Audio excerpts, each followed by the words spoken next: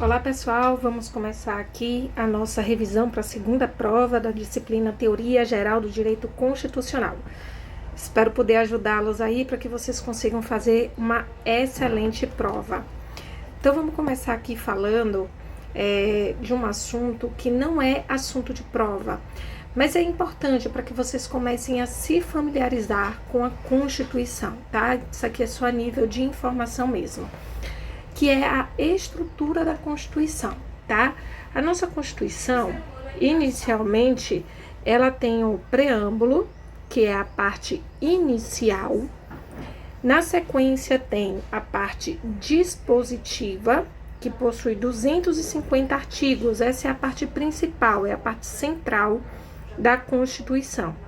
E por fim nós temos o ADCT, que é o ato das disposições constitucionais transitórias. Essa ADCT, ela é importante porque direciona a transição de uma Constituição para outra, né? Que foi o que aconteceu aí da Constituição de 67 para 88. Então, essa que é a função do ADCT, é direcionar a transição, a mudança de uma ordem política para outra. Existe esse nome transitório porque as normas da ADCT, elas se aplicam por apenas um período de tempo, um determinado período de tempo, tá?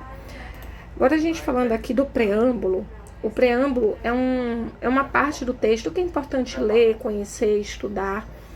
Ele é considerado um vetor de interpretação, porém vale salientar que ele não possui força normativa e não é dotado de coercitividade, né? Coercitividade é aquela capacidade que a lei tem de impor uma sanção caso ela seja descumprida, em caso de descumprimento.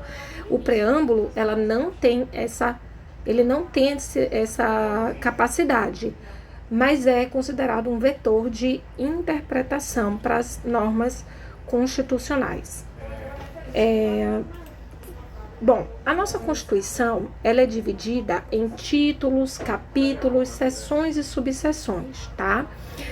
A gente vai iniciar falando sobre o título 1, que trata dos princípios fundamentais do nosso Estado brasileiro. Esses são princípios estruturantes do Estado e estão presentes dos artigos 1º ao 4º. Artigos 1º ao 4º. Mas antes da gente falar sobre isso, primeiro a gente precisa entender o que são princípios, né? O que quer dizer essa palavra aqui, princípios?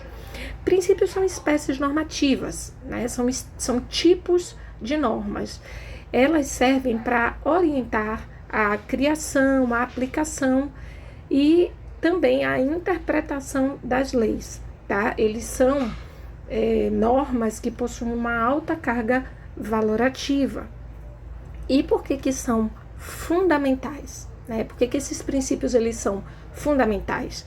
Porque eles representam a base sobre o qual todo o sistema jurídico brasileiro se sustenta, né? É a espinha dorsal do nosso ordenamento jurídico.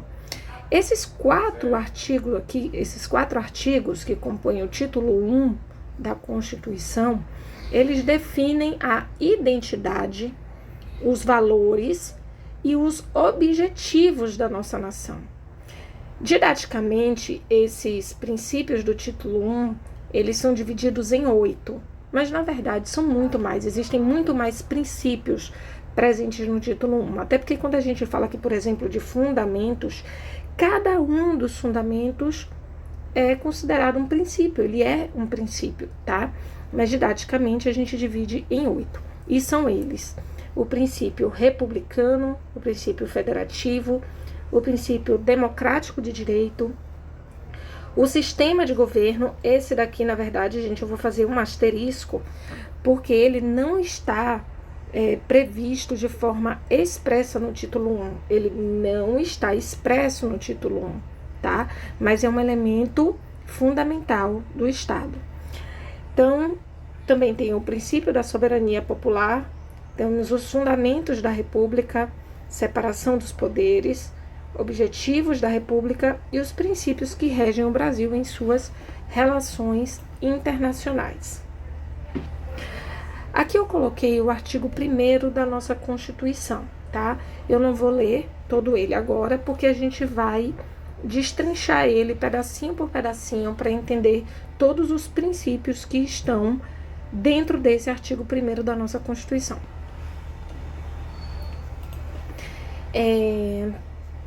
Aqui a gente vai iniciar falando sobre a forma de governo, tá? Ao falarmos sobre princípio republicano, a gente está falando da forma de governo adotada pelo país, que é a República.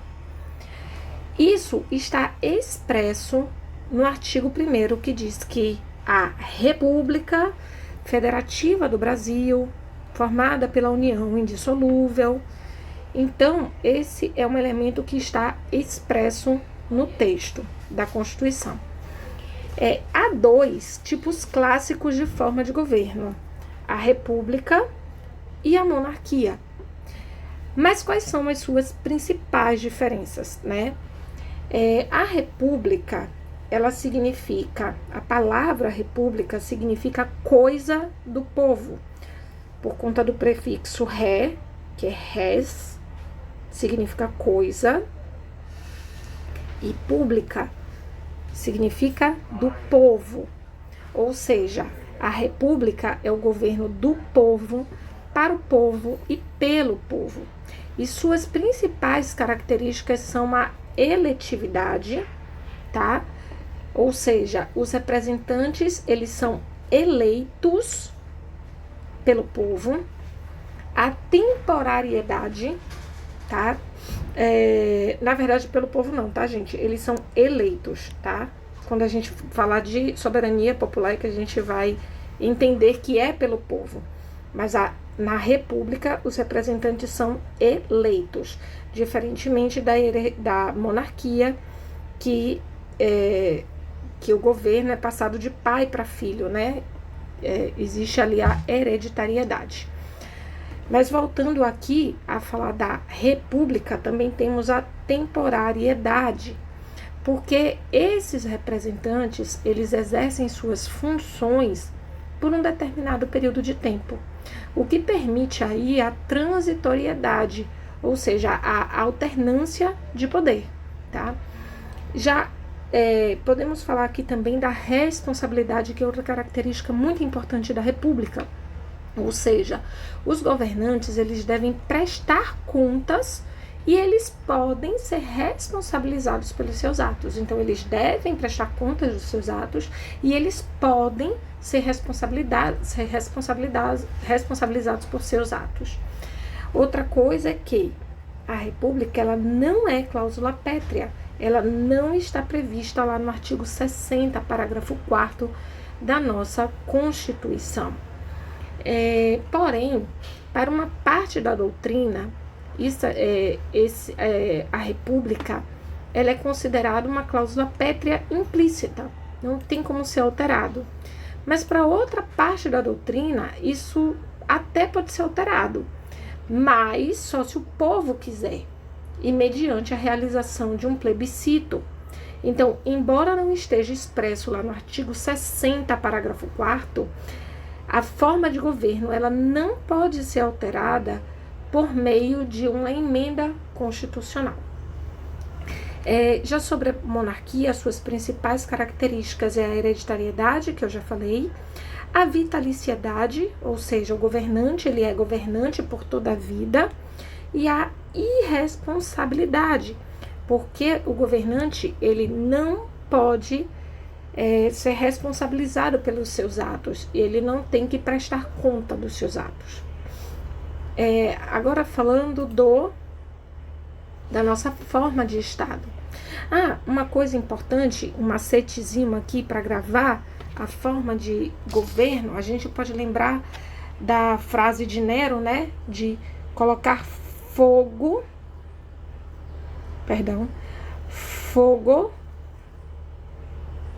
na República, forma de governo. Vocês pegam essas duas primeiras sílabas que vai formar a palavra fogo. Então, fogo na república. Aí vocês vão lembrar que fogo, forma de governo, significa que pode ser república ou monarquia, e no caso da nossa é a república, tá bom? A forma de Estado, quando a gente fala do nosso princípio federativo, significa que a forma de Estado adotada pelo Brasil é a federação. Isso está expresso no artigo 1º. Aqui ele diz que a República Federativa do Brasil é formada pela união indissolúvel dos estados, municípios e do Distrito Federal. Observem que o texto deixa claro a indissolubilidade, né? União indissolúvel. Não há, portanto, não é possível falar em direito de secessão, tá? Quando a gente ouve falar assim, já ouvimos alguns boatos, todos nós já ouvimos, sobre os estados do sul querem se desmembrar, né, formar um outro estado independente. Isso não é possível, porque o artigo 60, parágrafo 4º, é claro ao dizer que não será objeto de deliberação proposta de emenda tendente a abolir. E lá tem alguns incisos, e um deles é a forma federativa de Estado. Então, sequer é possível falar sobre direito de secessão, tá? E as duas formas mais comuns de forma de Estado são a federação e o Estado unitário. O Brasil já foi um Estado unitário. Lá na nossa primeira Constituição de 1824 vigorava essa forma de Estado, mas desde o Brasil República nós somos nós somos um Estado federado.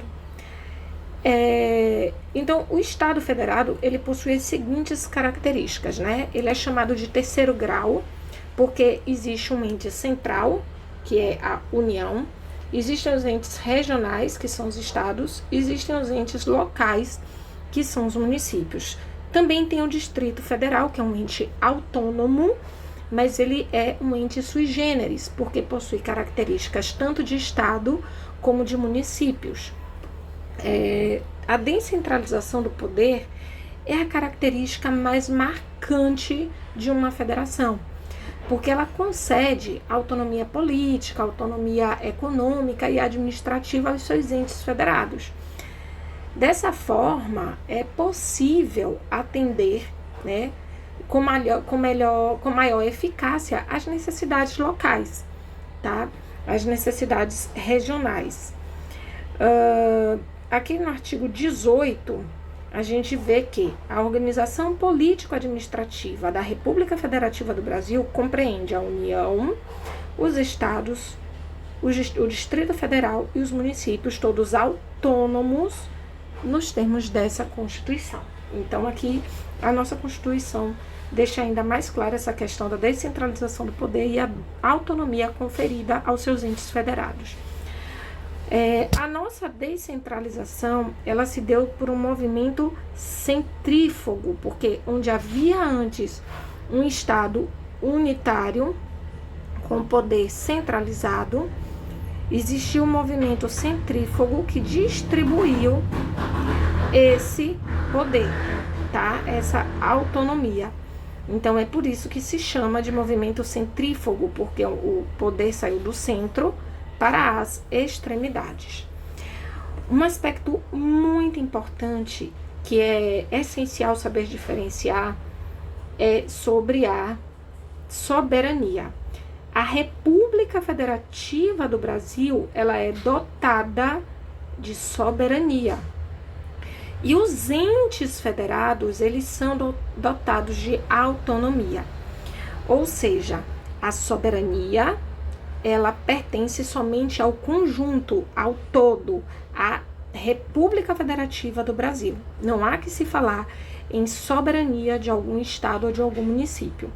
todos os entes federados, inclusive a União, porque ela é um ente federado, eles possuem todos a autonomia. A soberania, ela é pertencente somente ao todo, que é a República Federativa do Brasil. Também não há hierarquia entre os entes federados, pelo menos em tese, e, como eu já disse, a união é indissolúvel. Essa é uma cláusula pétrea prevista no artigo 60, parágrafo 4º da Constituição. Sobre o Estado unitário, a gente pode dizer que é um único poder político e há a centralização do poder, ou seja, é o oposto do Estado federado. Outro macetezinho aqui, só para ajudar a memorizar, lá na forma de governo a gente pegou as duas primeiras sílabas, fogo, né? Fogo na república, frase de Nero, forma de governo, república. Aqui a gente vai pegar as duas primeiras letras, forma de estado, FE, federação, ok? Forma de estado, federação. É só para ajudar a memorizar. O regime político que a gente vai falar agora, o nosso regime político, que é o regime político democrático de direito, nós temos uma democracia e é um regime democrático de direito. Esse regime ele define a relação entre os governantes e os governados e como esse poder é exercido, se é de forma aberta e participativa ou se ela é fechada e de maneira coercitiva. Nesse sentido, a democracia significa que o poder emana do povo. E é exatamente o que diz aqui o parágrafo único do artigo 1º, tá? Aqui em cima, no parágrafo 1º, ele já fala que nós somos um Estado democrático de direito, e no parágrafo único, ele diz que todo o poder emana do povo, que o exerce por meio dos seus representantes eleitos ou diretamente nos termos dessa Constituição. Então, quando a gente diz que a democracia ela é exercida por meio dos seus representantes eleitos ou diretamente, é porque a Constituição ela confere ao povo alguns mecanismos para a participação direta, que é o caso do plebiscito, do referendo, também do próprio tribunal do júri. É uma forma de participação popular, porque afinal de contas a jurisdição é um poder exclusivo do Estado. Mas quando o povo participa de um tribunal do júri, ele está exercendo uma função jurisdicional, que é do Estado. Então, é uma forma de participação direta do povo em uma atividade estatal, né? Então, por isso, a nossa democracia, ela é semi-direta ou também conhecida como participativa. Porque o poder é exercido pelos governantes eleitos, mas também existem as formas de participação diretamente do povo. As características da democracia são a soberania popular, né? O povo sendo o titular do poder. Também podemos citar a existência de eleições com a pluralidade de partidos e também com a alternância de poder. Também existe na democracia liberdades plenas. Nós temos liberdade de expressão, nós temos liberdade de imprensa, de reunião e de associação, tá? Também a gente percebe na democracia a existência de oposição. A minoria, que é oposição, ela tem o direito de se manifestar e também de competir pelo poder, tá? Nós também temos um aspecto muito importante para a manutenção da democracia, que é a divisão dos poderes. Existe aqui no Brasil, né, o poder legislativo, executivo, judiciário, e eles exercem um controle mútuo um sobre o outro, por meio do chamado mecanismo de freios e contrapesos. Esse também é um elemento central para a manutenção do regime democrático de direito. Dois regimes que são distintos à democracia são o autoritarismo e o totalitarismo. Esses dois são formas de regimes autocráticos. E quais são as diferenças entre eles, né? No autoritarismo, esse é um regime onde o poder é centralizado em um líder ou em um grupo, mas com restrição de liberdades e também da participação política. Suas principais características são a concentração do poder, né, como eu disse.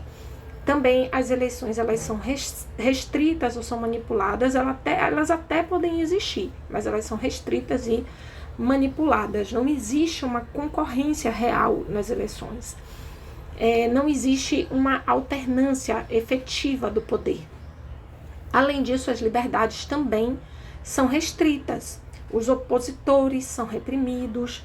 Existe uma ideologia de governo, mas ela também não é imposta em todos os aspectos da vida dos indivíduos. O poder, ele é concentrado, mas não há um controle total, assim, da economia, da cultura.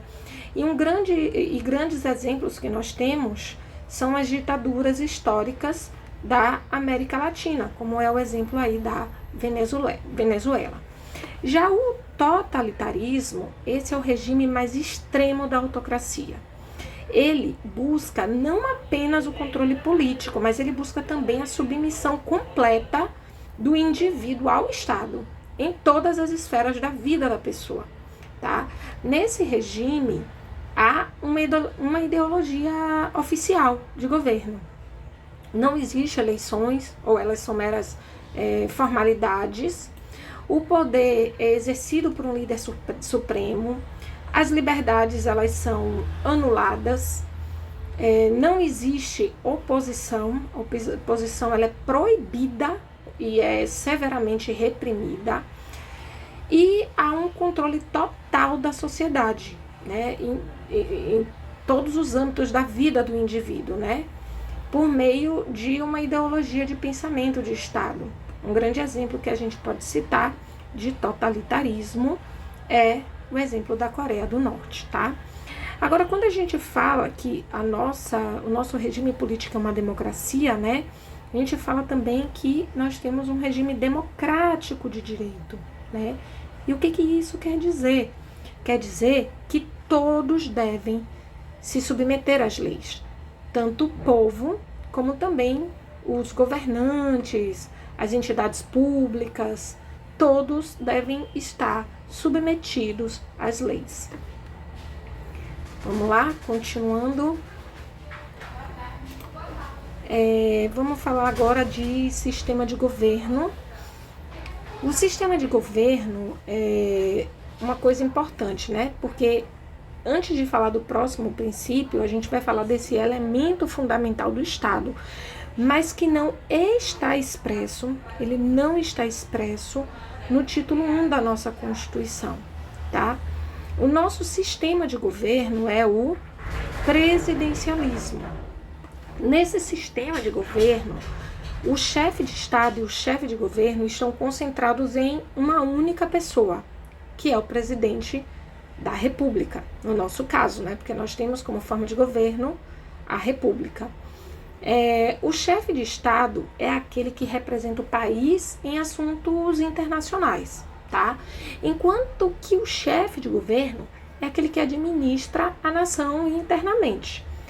Esse modelo, o presidencialismo, ele surgiu lá nos Estados Unidos, lá na Convenção da Filadélfia, e foi adotado aqui pelo Brasil desde 1891, desde a nossa segunda Constituição. Com a queda do Império, né, tivemos uma nova Constituição que adotou a forma de governo republicana e o sistema de governo presidencialista. Nós tivemos, em um curto período da nossa história, o parlamentarismo, ali entre 63 e 65, se eu não estou enganada, mas logo voltou a ser o sistema de governo, a ser o presidencialismo, o presidencialista. Os dois principais sistemas políticos que existem são o presidencialismo e o parlamentarismo. A diferença entre eles reside na relação entre o poder executivo e o poder legislativo.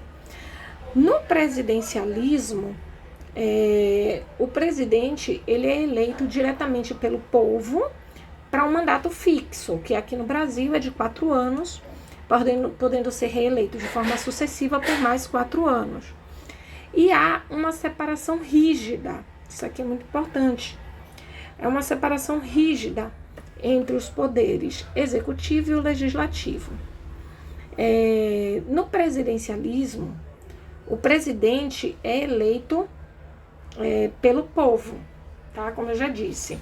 Enquanto que no parlamentarismo, o presidente, ele é eleito, que na verdade pode ser presidente ou também pode ser primeiro-ministro, premier, enfim. O chefe de governo, ele é eleito pelo próprio parlamento, tá? Então, no parlamentarismo, uma característica muito importante é que a função de chefe de governo e a função de chefe de Estado, eles são exercidos por pessoas distintas, por pessoas diferentes. Ele é, como eu falei, eleito pelo parlamento e há uma relação de dependência entre o poder executivo e o poder legislativo. Um exemplo clássico de parlamentarismo, a gente pode citar, no Reino Unido, né, que existe a figura do monarca, lá a forma de governo é monarquia, que exerce o papel de chefe de Estado, e tem o primeiro-ministro, que exerce a função de chefe de governo, né? No parlamento, o parlamento ele pode derrubar esse primeiro-ministro, esse chefe de governo a qualquer momento, né? O chefe de governo ele atua enquanto ele tiver maioria no parlamento, tá? Pois não é eleito diretamente como povo, como eu havia dito, que é o caso do presidencialismo.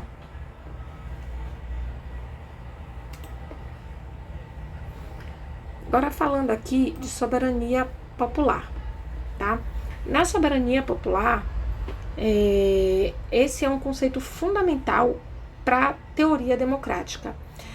Não é possível falar em democracia se não houver soberania popular. Então, esses dois princípios, o princípio da democracia e da soberania popular, eles estão intimamente ligados. Esse princípio, ele traz a ideia de que o poder supremo pertence ao povo. É a ideia de que o povo é a fonte de toda a autoridade política. A nossa Constituição, inclusive, ela decorre desse exercício da soberania popular. A nossa Constituição ela foi elaborada a partir da manifestação da vontade do povo por meio dos seus representantes eleitos, né, que foi o chamado poder constituinte. Se a gente observar aqui no parágrafo único do artigo 1º, ele é claro em dizer que todo poder emana do povo, tá? Então, é a isso que se refere aí a nossa soberania popular.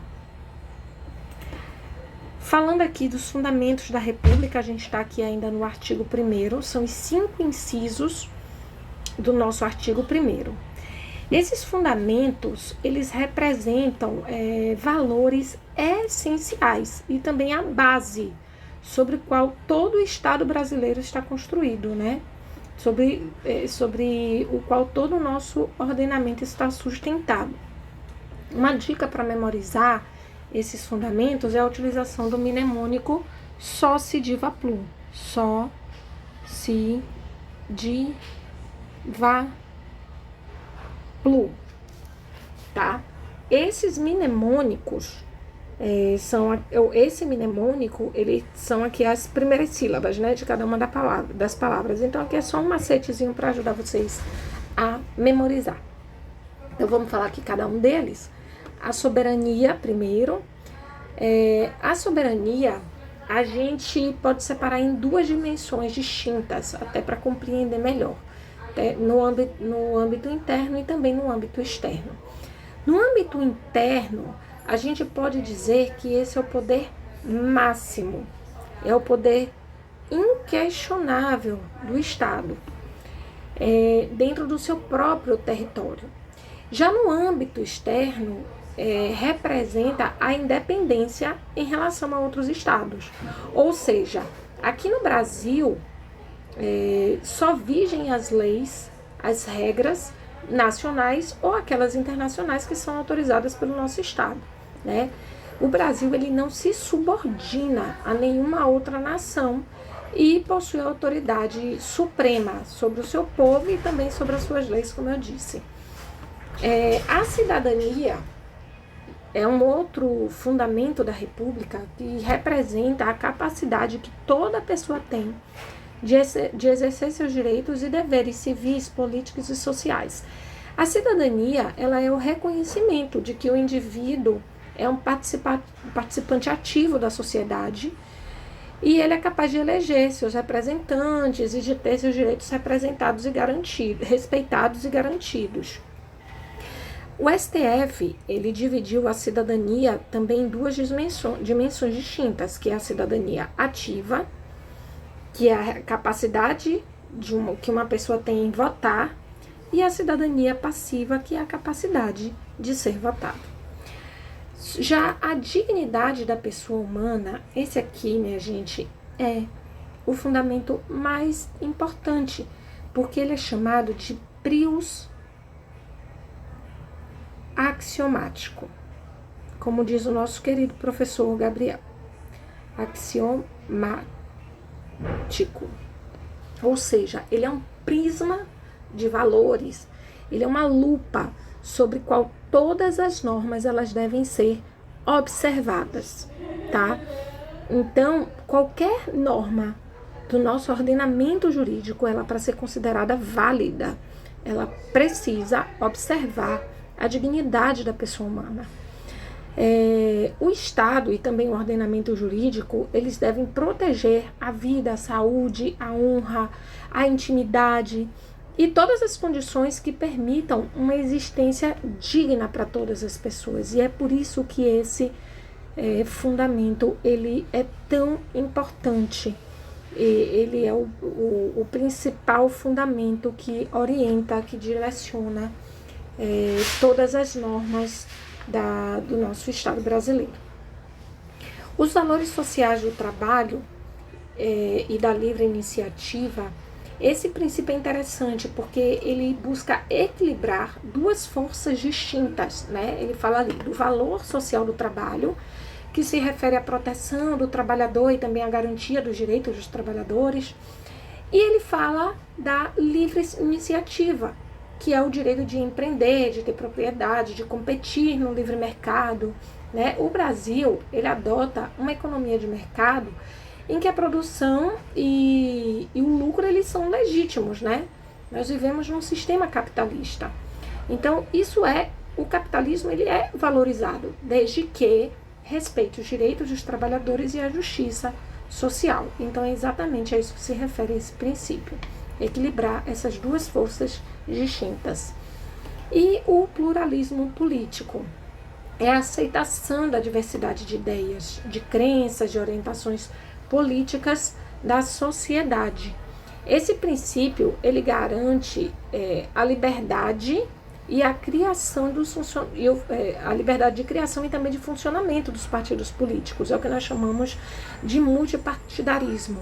Isso vai, na verdade, muito além de ter vários partidos. Na verdade, é a ideia da multiplicidade de ideias, de crenças, de princípios, né? Então, a nossa Constituição, ela busca não só proteger proteger a existência de vários partidos, mas também dessa multiplicidade de ideias. É a negação, inclusive, do sistema anterior, do regime político anterior, que era a ditadura militar, tá?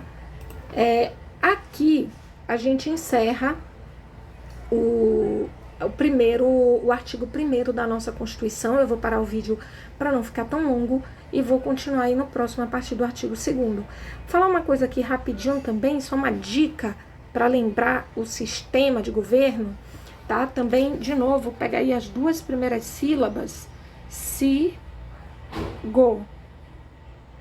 Aí forma a palavra sigo. Só pensar, né, que nós vivemos aí ai, fugiu a palavra, né? Essa polarização, como falam, das opiniões políticas. Então é só pensar assim, eu sigo o presidente X, eu sigo o presidente, ou no caso ou ex-presidente Y. Então é só pensar nisso, ó, sigo o presidente. Então, sistema de governo presidencialista, tá bom? Então é isso, até o próximo. Beijo, beijo.